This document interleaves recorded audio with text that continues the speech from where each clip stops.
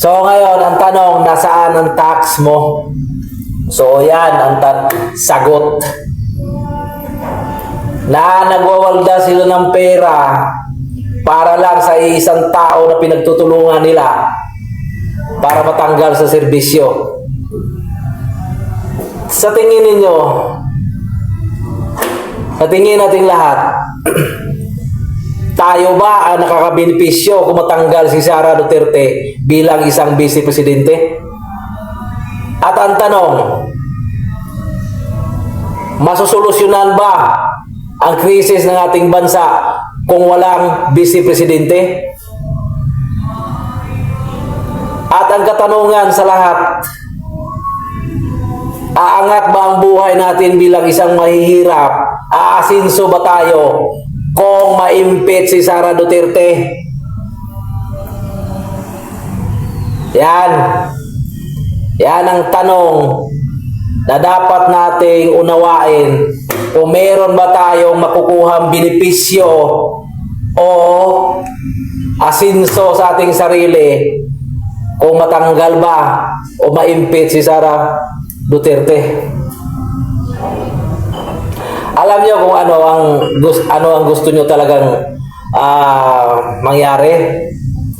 Dahil nga kay ayaw ninyo sa mga Duterte, galit na galit kayo. Kahit pakainin pa kayo ng tae ng mga politiko ninyong mga sinusuportahan ko, no? Pinapanigan ninyo kahit witness sa mga criminal kidnapper, mga kaso, mga rebellion.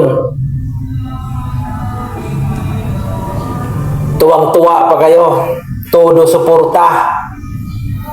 Dahil nga kay ayaw ninyo sa mga Duterte, sasabihin nyo na tama yan, dapat lang yan. Damay-damay tayo dito, sa totoo silang. Dahil sa pagdating ng panahon, kahit na i-contempt nila si VP Sara Duterte, huwag nyong aasahan na lilipat ang simpatiya namin at suporta sa mga sinasabi ninyong politikong matitino. Kaya nga meron nga sinasabing mag-boycott. Tatanggap kami ng pera dahil sigurado maglalabasan ng mga pera na yan pagdating ng eleksyon. At yan ang gagawin nilang panangga. At yan ang gagawin nilang pambili ng mga prinsipyong mga katulad nitong mga loyalista na kahit tataihan ang mukha, todo suporta pa rin. Huwag na tayong magmamaangan pa. Hindi tayo natutuwa, hindi tayo na ipinapanganak sa panahon Mampor.